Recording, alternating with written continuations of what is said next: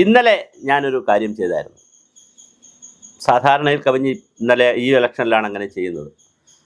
Manifesto എന്ന് പറഞ്ഞാൽ പ്രകടന പത്രിക. ഞങ്ങൾ വന്നാൽ ഞങ്ങൾ ഇതൊക്കെ ചെയ്യും എന്നുള്ള ജനങ്ങളോട് പറയുന്ന കാര്യങ്ങളുടെ ഒരു രേഖയാണ് മാനിഫെസ്റ്റോ. അത് മൂന്ന് പാർട്ടികളുടെ, മൂന്ന് മുന്നണികളുടെയും, LDFിൻ്റെയും UDFിൻ്റെയും NDയുടെയും മാനിഫെസ്റ്റോകൾ ഞാൻ ഇന്നലെ അതിൻ്റെ ഹാർഡ് കോപ്പി തന്നെ എനിക്ക് എൻ്റെ കൈവശം കിട്ടി. അപ്പോൾ അതൊന്ന് ഓടിച്ച് പരിശോധിച്ചു. ഓരോ മുന്നണികളുടെയും മാനിഫെസ്റ്റോ എന്താണ് ജനങ്ങളോട് പറയുന്നത് എന്നാണ് നമ്മൾ ഇന്ന് ഈ വീഡിയോയിലൂടെ ചെയ്യാൻ ഉദ്ദേശിക്കുന്നത്. ഒന്നാമത്തെ വിഷയം, ഈ മാനിഫെസ്റ്റോയെ സംബന്ധിച്ച് എൻ്റെ കമൻറ്റ്, യാതൊരു വിഷനും ഇല്ലാത്ത മാനിഫെസ്റ്റോകളാണ്. ഏത് പാർട്ടിയുടെ എടുത്താലും നമുക്ക് ഓരോ മുന്നണി എടുക്കാം. ആദ്യം LDFിൻ്റെ മാനിഫെസ്റ്റോ എടുക്കുന്നു. LDFിൻ്റെ മാനിഫെസ്റ്റോയിൽ അവർ പറയുന്നത്, ഇതാണ് അവരുടെ മാനിഫെസ്റ്റോ. മാനിഫെസ്റ്റോയിൽ അവർ പറയുന്നത്, മറ്റാരുണ്ട് LDF അല്ലാതെ, മറ്റാരുണ്ട് LDF അല്ലാതെ. ഇതാണ് അവരുടെ സ്ലോഗൻ. അത് നെഗറ്റീവായിട്ടുണ്ട് ആ സ്ലോഗൻ, അത് വേറെ വിഷയം. ഒരു മാനിഫെസ്റ്റോയിൽ പറയേണ്ടത്, എൻ്റെ കാഴ്ചപ്പാടിൽ പറയേണ്ടത്, സംസ്ഥാനം നേരിടുന്ന, രാജ്യത്താണെങ്കിൽ രാജ്യം, സംസ്ഥാനത്താണെങ്കിൽ സംസ്ഥാനം, നമ്മുടെ സംസ്ഥാനം നേരിടുന്ന പ്രധാനപ്പെട്ട വികസന പ്രതിസന്ധികൾ എന്താണ് ആ ഗവൺമെൻറ്റിൻ്റെ അല്ലെങ്കിൽ ആ മുന്നണിയുടെ വികസന കാഴ്ചപ്പാട്, ഡെവലപ്മെൻ്റൽ പെർസ്പെക്റ്റീവ് എന്താണ്? 5 വർഷക്കാലം കൊണ്ട് കേരള സമൂഹത്തിൽ ഉൽപ്പാദന മേഖല, സേവന മേഖല, പശ്ചാത്തല മേഖല, ഗുഡ് ഗവേണൻസ് വളരെ പ്രധാനമാണ്. ഈ മേഖലയിൽ എന്ത് മാറ്റം കൊണ്ടുവരുമെന്നുള്ള ടാർഗറ്റ് എന്താണ്? എത്ര ലക്ഷം ആളുകൾക്ക് കുടിവെള്ളം കൊടുക്കും? എത്ര ലക്ഷം ആളുകൾക്ക് കൊടുത്തിട്ടുണ്ട്?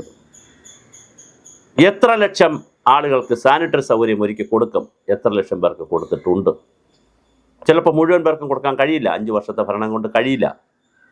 അങ്ങനെ വളരെ ക്രിയാത്മകമായ, റിയലിസ്റ്റിക് ആയിട്ടുള്ള ഒരു ടാർഗറ്റ് ഇടാതെ വന്നാൽ ഇതൊരു ബോഗസ് രേഖയായി പോകും. കഴിഞ്ഞ കാലങ്ങളിലെ ഏത് മുന്നണിയുടെ ഇതുപോലത്തെ രേഖ എടുത്താലും അതിലെല്ലാം കാണാം, എല്ലാവർക്കും കുടിവെള്ളം, എല്ലാവർക്കും പാർപ്പിടം, എല്ലാവർക്കും ഗതാഗതം, എല്ലാവർക്കും വിദ്യാഭ്യാസം, സമ്പൂർണ്ണ സാക്ഷരത, സമ്പൂർണ്ണ ശുചിത്വം, എല്ലാം സമ്പൂർണ്ണമാണ്. 5 വർഷം കൊണ്ട് എല്ലാം സമ്പൂർണ്ണമായി പറയും. അതുപോലൊരു ഉഡായിപ്പ് ഈ ലോകത്തില്ല. അങ്ങനെയല്ല തയ്യാറാക്കേണ്ടത് പ്രകടന പത്രികകൾ. കുറേ അധികം കാര്യങ്ങൾ കുത്തിക്കെട്ടി ഇതിനകത്ത് വച്ചിരിക്കുകയാണ്.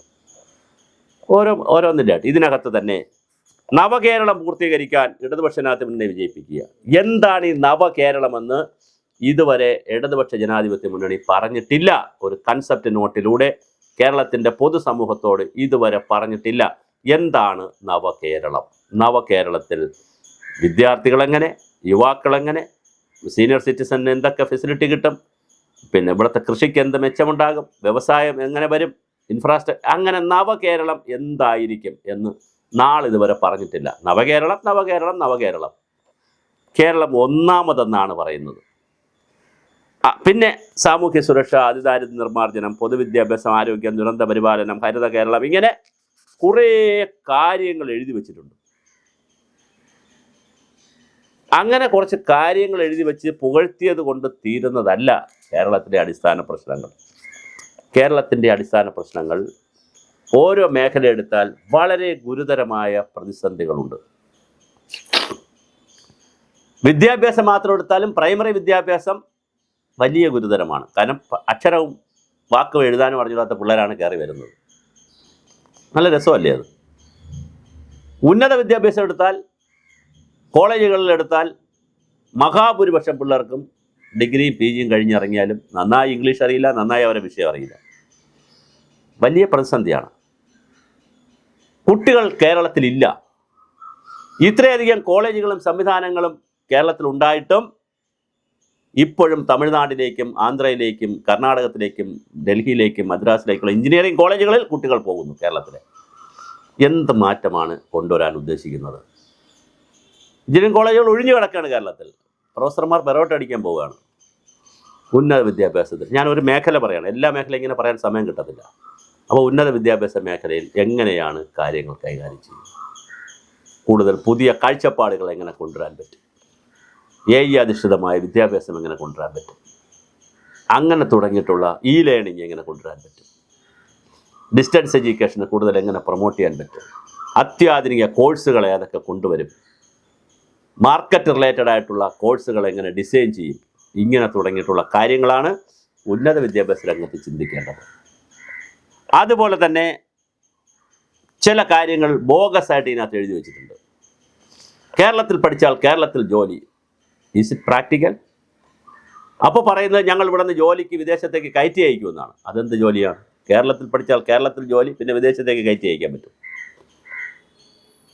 അതുപോലെ തന്നെ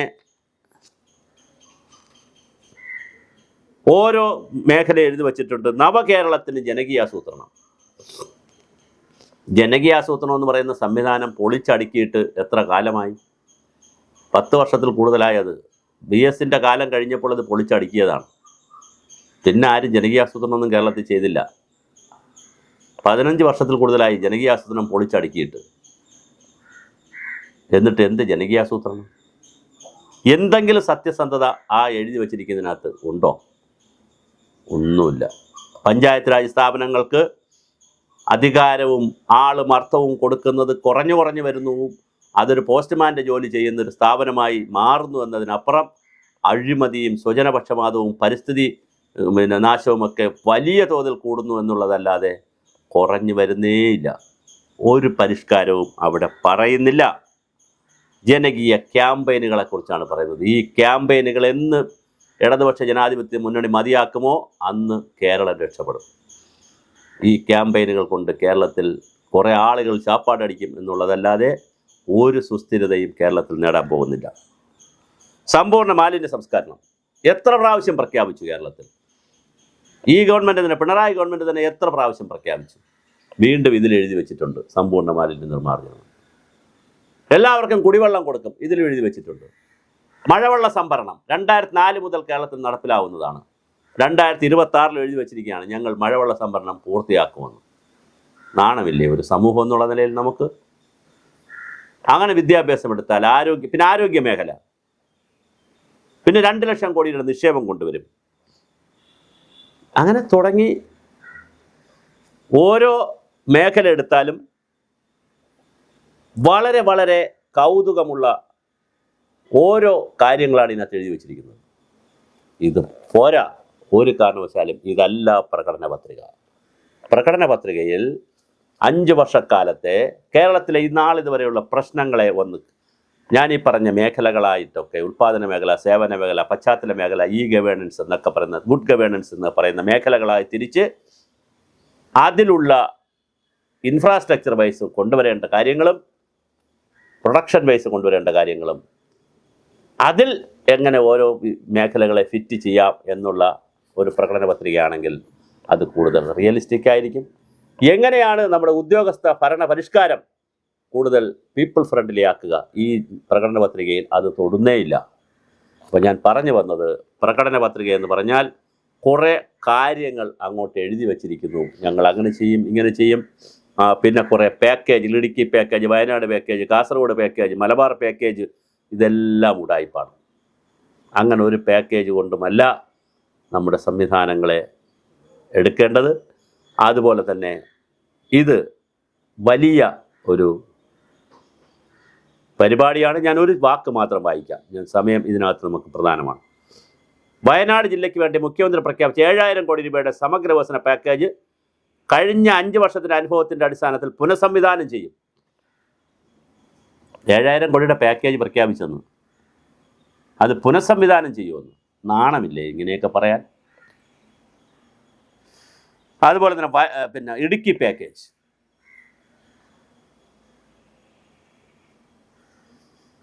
ഇടുക്കി പാക്കേജിൻ്റെ വലിയൊരു തുക ചെലവഴിച്ചിട്ടുണ്ടെന്നാണ് പറയുന്നത്.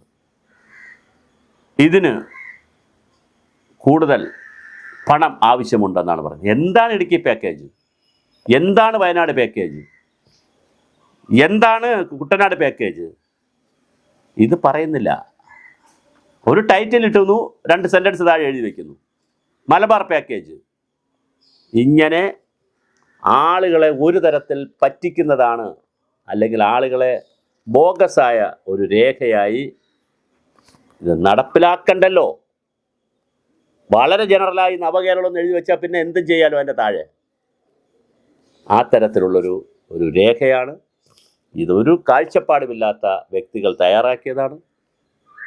ഇത് കുറേ സെമിനാറുകളിൽ കിട്ടിയ കുറേ നിർദ്ദേശങ്ങൾ അങ്ങ് എഴുതി വച്ചിരിക്കുന്ന ഒരു കേവല രേഖ മാത്രമാണ്. ഒരു കാരണവശാലും സംസ്ഥാനത്തിൻ്റെ വികസന പ്രശ്നങ്ങളെയോ വികസന സാധ്യതകളെയോ ഒരു തരത്തിലും ഈ രേഖ അഡ്രസ്സ് ചെയ്യുന്നില്ല. അതുതന്നെയാണ് കേരളത്തിൻ്റെ വികസന ശാപവും.